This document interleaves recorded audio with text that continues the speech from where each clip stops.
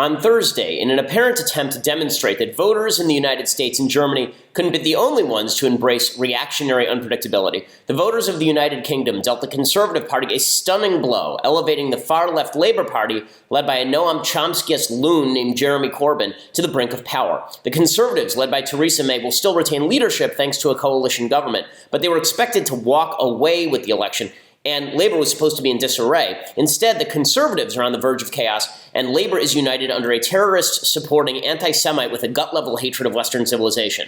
Well done, Brits. Josh Krashour of National Journal makes an even more important point, though. The youth vote in Britain went overwhelmingly for Corbyn. Quote, Corbyn's surprisingly competitive showing was fueled by young voters who rallied behind Labour by a whopping 34-point margin, 63 to 29, according to British exit polling. For all the fears of creeping nationalism, it's the growing discontent of the millennial vote that's been a consistent theme in recent Western elections. Many young voters are rejecting capitalism entirely, attracted to rhetoric promising free tuition and a generous social safety net at a time when many are struggling to make ends meet. Numerous studies also show younger voters are much more skeptical toward the value of democracy than their elders.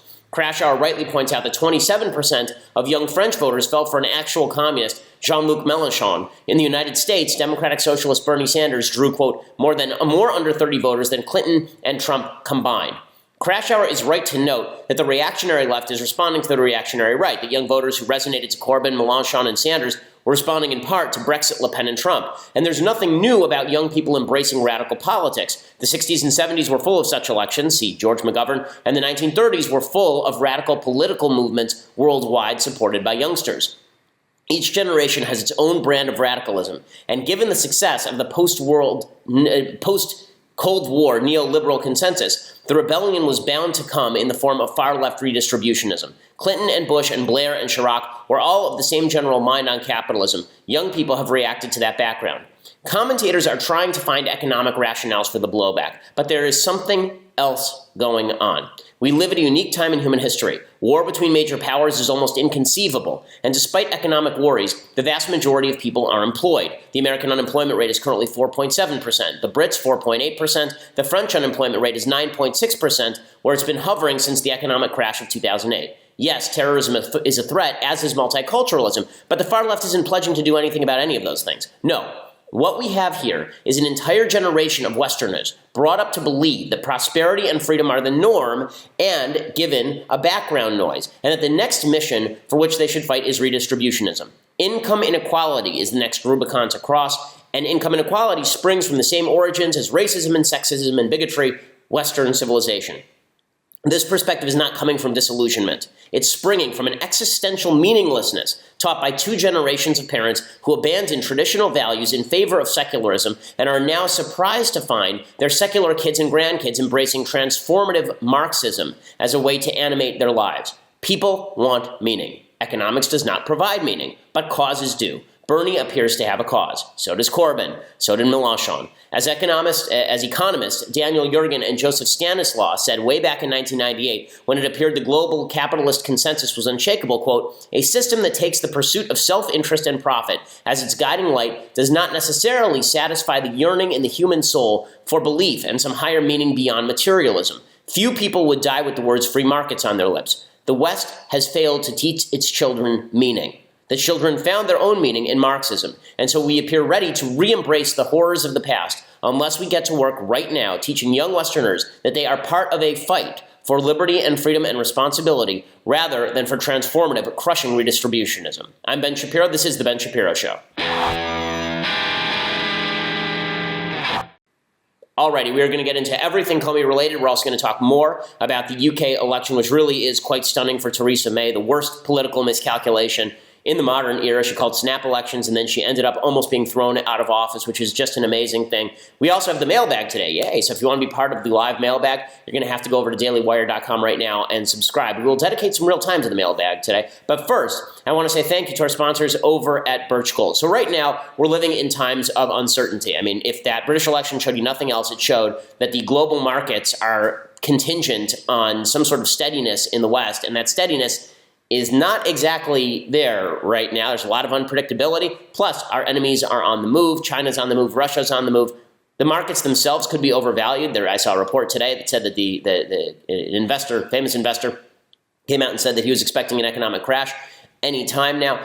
This is just one reason why you should hedge some of your bets with gold. You should have some gold in your portfolio. You should have some precious metals in your portfolio. Right now, over the last 5 months, the fact is that the gold prices have increased every month for the first 5 months of 2017. In 2017, gold is up 13% thus far. That is a reflection of consumer anxiety, of investor anxiety about the markets, and I don't think that that anxiety is totally misplaced. Right now, you can get some precious metal and you can switch your IRA or eligible 401k into an IRA backed by physical gold and silver by calling my friends at Birch Gold Group. They have a long-standing track record of continued success. They have thousands of satisfied clients, 5-star reviews, A+ rating with the Better Business Bureau. Right now, contact Birch Gold for a free information kit on physical precious metals. They have a comprehensive 16-page kit revealing how gold and silver can protect your savings and how you can legally move, again, that IRA or 401k out of stocks and bonds into a precious metals IRA. With this much uncertainty, you should certainly have some investment in precious metals. I do.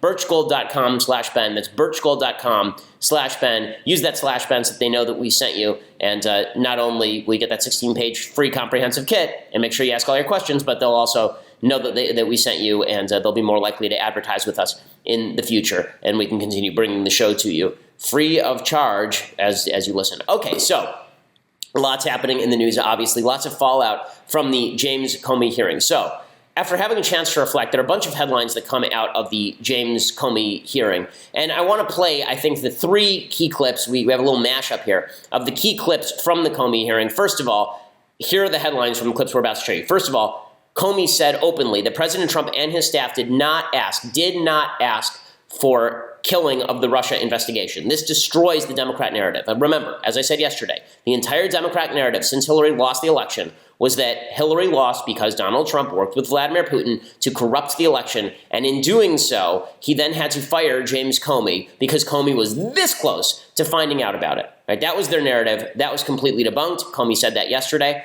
Also, in other big news, Attorney General Loretta Lynch apparently attempted to influence the Clinton investigation while Comey was there. That was a big piece of breaking news as well. And then the piece of news that the left is jumping on, which is that Comey called Trump a liar several times in the hearings yesterday. And the final piece of big news is that Comey leaked his memos to prompt the naming of a special counsel. So people on the right are jumping on this to suggest that this means that Comey is a leaker and that Comey is going to be prosecuted for leaking.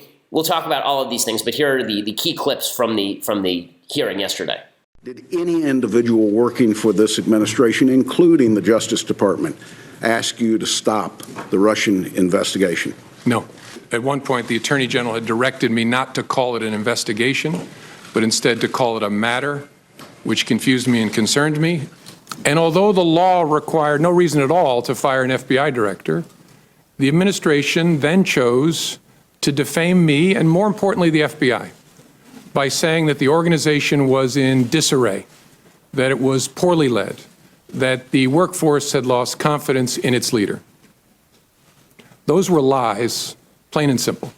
I asked a friend of mine to share the content of the memo with a reporter. Didn't do it myself for a variety of reasons, but I asked him to because I thought that might prompt the appointment of a special counsel. Okay, so here were the big headlines, and there was a lot of conflict over what the headlines should be. I mean, just to show you how much conflict there was over what the headlines should be, this is a picture of CNN and Fox News covering the exact same hearing and having precisely opposite headlines. Here it is, the conflicting chyrons. You can see CNN saying that that Comey took Trump's request about dropping the Flynn investigation as a directive. And then on the right, you see Fox News saying, Comey, the president did not order me to let the Flynn probe go. So again, everyone's sort of taking out of this what they want to hear. I'm going to give you the big headlines as I saw them yesterday, and then we're going to go through what the reaction to all of this has been. So as I said, first headline, Comey basically blows out of the water the Democratic narrative that there was collusion between Trump and Russia in this election cycle, and that Trump fired Comey to cover this up. Even Chris Matthews is acknowledging this now. Here's Chris Matthews acknowledging as much.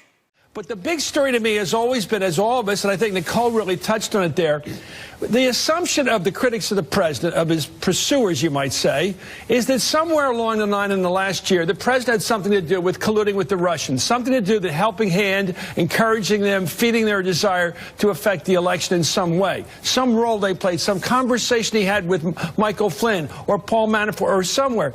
And yet what came apart this morning was that theory, because in two regards. The president said, according to the written testimony of Mr. Comey, go ahead and get anybody's satellites in my operation and nail them. I'm with you on that. So that would mean Manafort, Carter Page, someone else like that.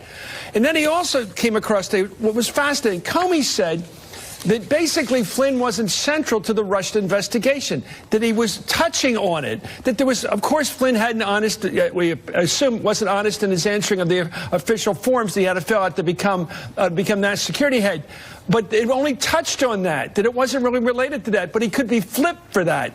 But in other words, they could flip him because they had him caught on something he dishonestly answered, but he wasn't central, it seemed, to the Russian thing. And I've always assumed what Trump was afraid of, he had said something to Flynn, and Flynn could be flipped on that, and Flynn would testify against the president that he had some conversation with Flynn in terms of dealing with the Russians affirmatively. And if that's not the case, where's the there? If it isn't Manafort, what Matthews is saying right there, is the key, and that's the thing that Trump should be seizing on, because that debunks the entire leftist narrative. And when even Chris Matthews, I see Comey's on that show, getting in the morning, very disappointed, James Comey, can't believe it all fell apart.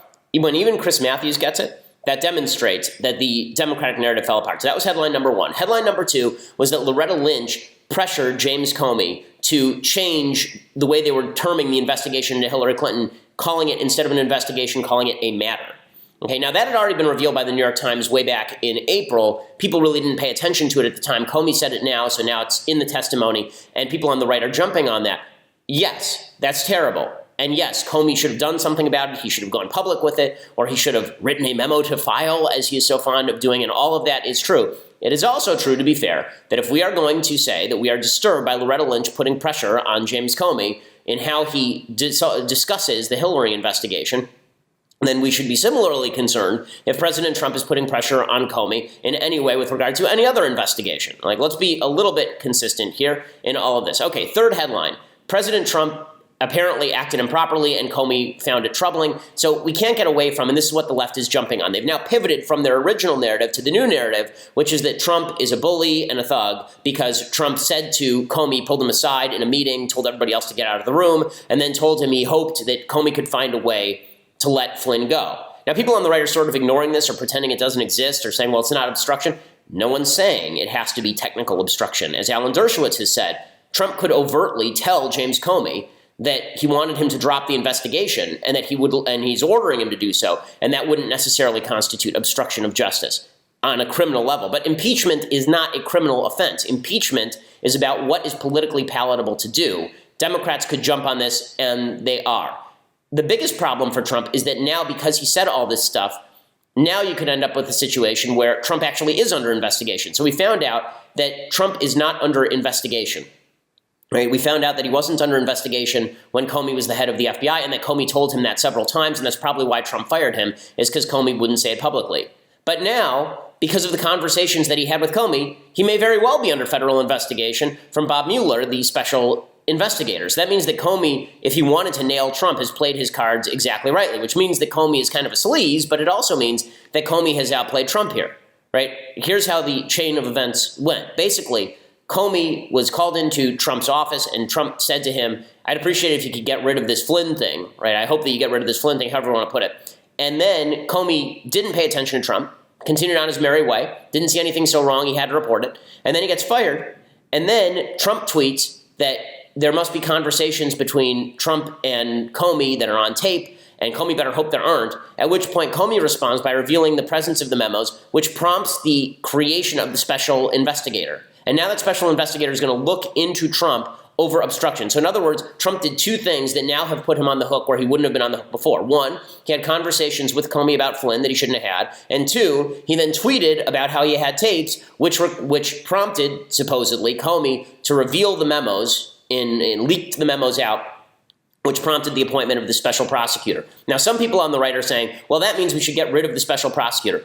A little bit late for that, okay, guys? Regardless of whether you think that Comey did the wrong thing in revealing the contents of the memos in order to debunk what Trump was saying about him, the cat's out of the bag. You shut down the special prosecutor right now, it looks like Trump really does have something to hide. So Trump's in a catch-22 because now the special prosecutor, according to Comey, will probably end up looking at Trump's activity toward Comey and may come up with some sort of obstruction charge, or at least the implication of obstruction, giving Democrats something to hang their hat on. In other words, the quote-unquote cover-up of a crime that didn't occur may snag Trump because Trump has a big mouth.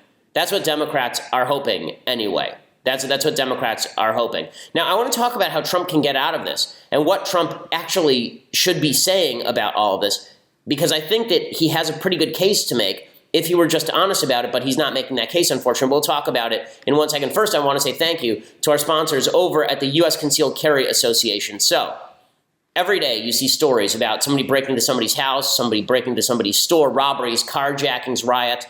There's been an uptick in the last couple of years in murder in major cities all over the United States. And you want to sleep a little bit better at night because you know that if you have to defend yourself, there's going to be somebody standing next to you. Then you need to go over to the USCCA at defendmyfamily.com, defendmyfamily.com, and sign up with the USCCA. What the USCCA does is they give responsible gun owners like you and like me complete peace of mind. They give you training in how to use your weapon, but they also provide you the defense resources necessary in case you do use your weapon. I live in California. That means if I shoot a bad guy coming onto my property, then there is at least a significant chance that I will be prosecuted or I'll end up in legal peril. USCCA helps you out with that. USCCA makes sure you're legally and financially protected for after you pull the trigger, and they help get more guns into the hands of responsible Americans. Right now, in honor of July 4th, they're doing the Great American Giveaway. They want my listeners to know about it. If you win right now, you'll receive $1,776 for the guns and ammo of your choice, like $1,776. You'll get $1,776 for the guns and ammo of your choice, and they are picking 5 winners. You can register right now at defendmyfamily.com, defendmyfamily.com, to get your 5 big chances to win. The offer does not last forever. This is designed for July 4th. So go over to defendmyfamily.com. Number 1, you should be signing up anyway. And number 2, you can register to win one of the 5 $1,776 prizes just by signing up. So super cool stuff. Defendmyfamily.com. USCCA doing wonderful work on behalf of gun owners across the United States. Okay, so with all the headlines that came out about Comey, and with the newfound attempt by the left to push the notion that Trump obstructed justice, even though, as Chris Matthews says, there is no real there, there's something that Trump could do, right? What Trump should do, here's what Trump should do. I basically wrote this out yesterday. If I were Trump, here's what I would say. I would say this: I did not collude with Russia during the 2016 election. I've said that all along, people. And Comey confirmed there is no evidence to suggest collusion by me. He even admitted, finally, that I was not under personal investigation. He told me privately. He wouldn't say it publicly, and that made me very, very angry. That is the real reason I fired him. Out of anger that I was not being exonerated in public view, even though Comey knew I was not under investigation. Also, I did not obstruct any investigation. Comey admits I never tried to obstruct the Russia investigation. He admits I said he should check out my associates on Russia. As far as my comments on General Flynn, it was just because I like General Flynn. It wasn't because I was trying to cover anything up. There were hot-headed statements about what I hoped would happen. I said, I hope. Is hope in order? I know how to give an order. I'm Donald freaking Trump. We have no evidence that Flynn even did anything. Right? Flynn lied about talking to the Russians. Is that a crime? Maybe, but it's not a big enough crime for me to care about. That's why I said something to James Comey. Why is this even a big deal? Comey knows I didn't obstruct the Flynn investigation. He didn't even quit. He didn't even report it. Look, I should have had patience. I should have had patience with the process, but I'm not a patient guy. I want to get stuff done. The cloud hanging over my administration, thanks to the Democrats, is crippling my ability to get something done. Don't call it obstruction. It isn't. That's nasty. There's no underlying crime. I didn't obstruct when there's no crime. So let's get back to work. I'll stop being impatient, and you guys stop saying stupid stuff, right? That's what Trump should say. That's what Trump should say. And if Trump actually said that, then he might be able to make a good defense. What he should not do is get into a credibility fight with James Comey. He should not get into the business of trying to say that James Comey is lying about him and that James Comey is not telling the truth about what he said about Flynn. The reason being, Comey just testified before Congress under oath, under penalty of perjury. Who is more credible? Now, I know there are a lot of Trump fans saying he's more credible than Comey. Okay, but Comey is a lawyer. Comey knows that he doesn't want to get caught up in a perjury charge. And he knows that right now the entire Trump administration would be happy to charge him with perjury. So the idea that he's going to go out there and outright lie is just silly. Like, Comey's not stupid. Okay, he may not be your cup of tea, but he's not a stupid man. And if Trump wants to pit his perception of honesty against Comey's perception of honesty, that's not a battle Trump can win. What Trump should have done is play a little bit of jujitsu here. What Trump should have said is, everything Comey said is true as to content, but not as to meaning, right? That's what he should have said.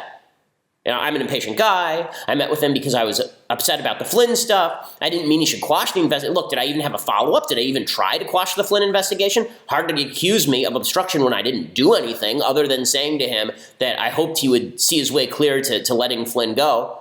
Maybe it was sort of a ham-handed thing for me to say, but obstruction? Really? And again, even Comey confirmed that there's this Trump-Russia stuff is a big nothing burger, right? That's what Trump should be doing. Unfortunately, that's not what Trump is doing. So Trump came out on Twitter today, and Trump immediately decided to attack Comey's credibility, which is just not smart. Because again, he's relying on Comey's credibility in order for him to get out of the Trump-Russia stuff.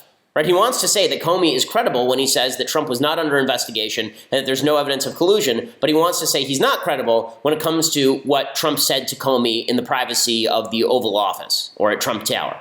So Trump tweets, quote, James Comey better hope there are no tapes of our conversations before it starts leaking to the press. That's what he originally tweeted that got him in trouble. Now here's what he tweeted, quote, despite so many false statements and lies, total and complete vindication, and wow, Comey is a leaker. Okay, on this leaker thing, quick note. People who are trying to say that Comey should be prosecuted for leaking, his notes were not government documents. Okay, if I have a personal diary that I am taking and it's not classified, and this apparently was not classified material, and Trump did not assert executive privilege, from a lawyer's perspective, this is not prosecutable. Okay, what Comey did, you may not like the leak, you may think it makes him a politically motivated actor, I certainly do, but I think that to say that he's a leaker and therefore he did something illegal, he didn't actually do anything illegal any more than Trump did something illegal by talking to the Russians about Israeli intel. He has the capacity to do it. It may be bad, but it's not necessarily illegal. Again, this is just bad strategy. I'm not saying that Trump, again, did anything deeply wrong here. In fact, I'm trying to figure out a good way to defend Trump. But this is not the smartest way to do this. You know, in conclusion with that, he sends out Mark Kasowitz, his lawyer, to make the case that that Comey is lying about Trump. This is not a smart tactic. It's, again, Trump fighting back. And he's fighting back aggressively rather than in intelligent fashion. Here's Mark Kasowitz, his lawyer, saying that Comey's the liar, not Trump. The president never suggested that Mr. Comey, quote, let Flynn go, close quote. Okay, so him saying that is really not smart because, again, unless he has tapes to prove that, and he said he has, and now the White House won't say whether there are tapes or whether there aren't tapes, the tapes will be subpoenaed. Trump, unless he goes under oath, is going to lose this particular credibility battle. The best move would be to do what I just said, admit basically that everything that Comey said is true, and then say Comey is misconstruing everything because Comey's a politically motivated actor. I'm a hothead. I say things out of turn, but that's not what I meant. There's no obstruction here. There's no underlying crime. That's what Trump should be saying. Instead, he's not, and that's leading Democrats to be put in a position where they can actually do him some damage. I'm going to talk about that in just a second, but for that, you're going to have to go over to dailywire.com. Go and subscribe at dailywire.com right now. $8 a month gets you access to the rest of the show live. You can be part of the mailbag, which we are now doing on Fridays because, hey, we're 5 days a week now, which is super exciting. Plus, if you want the annual subscription at Daily Wire, then if you get that annual subscription, you get a free signed copy of this very book, the one that I hold here in my hand, Say It So. It's a book by me and my dad. There we are, yes. My dad's my best friend. We're actually going to have him on next week to talk about the book, actually, which will be a lot of fun because my dad's awesome. My dad is the really nice version of me. Which is to say, and I mean really, really nice, because I'm not super nice. My dad is like the nicest person anyone knows. We're going to have him on next week to talk about the book Say It So. You get a free signed copy when you go over to dailywire.com right now and get an annual subscription. Or if you just want to listen later, go over to iTunes or SoundCloud. Leave us a review. We always appreciate it. Make sure that it's 5 stars because otherwise we won't appreciate it. So go over to iTunes or SoundCloud right now and do that. We are the largest conservative podcast in the nation.